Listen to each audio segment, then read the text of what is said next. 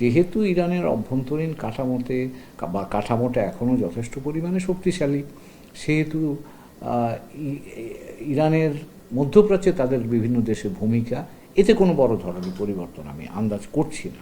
মোটা দাগে মধ্যপ্রাচ্যে বলেন বা মার্কিন যুক্তরাষ্ট্র, ইউরোপিয়ান ইউনিয়ন বা ইসরায়েলের সাথে তাদের যে ধরনের সম্পর্ক এখন আছে, তাতে খুব একটা পরিবর্তন আমি মনে করছি না।